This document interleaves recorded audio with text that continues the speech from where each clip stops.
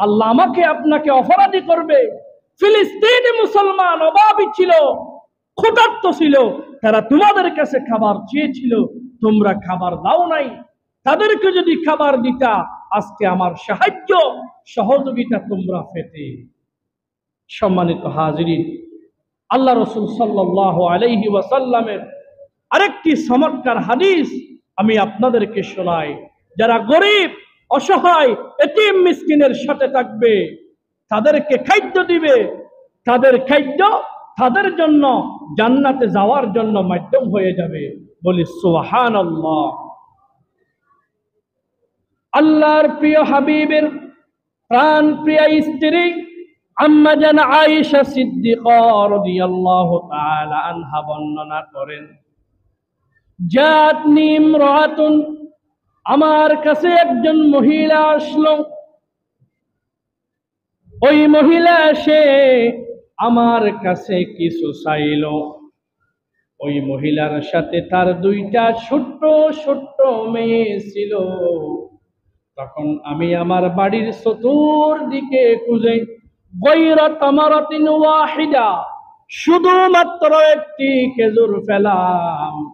ওই খেজুর খানা আমি চিন্তা করলাম আল্লাহ রাসূল উপহাস, আমি আয়েশা উপহাস।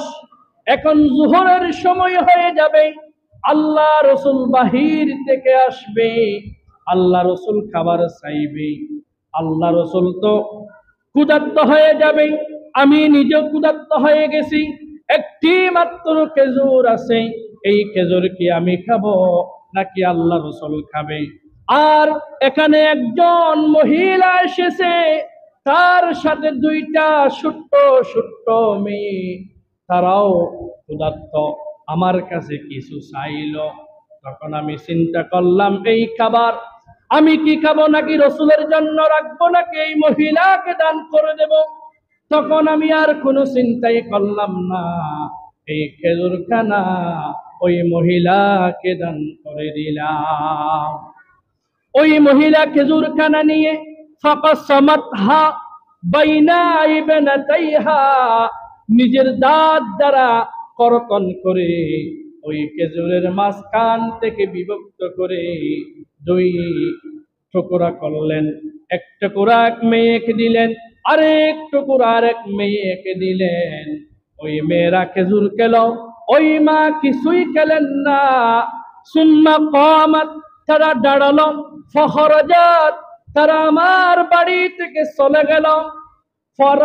ফাদাখালান নবী সাল্লাল্লাহু আলাইহি ওয়াসাল্লাম, অল্প কিছুক্ষণ পরে আল্লাহর প্রিয় হাবিব প্রবেশ করলেন। আল্লাহ রাসূলকে আমি ঘটনাটা বললাম।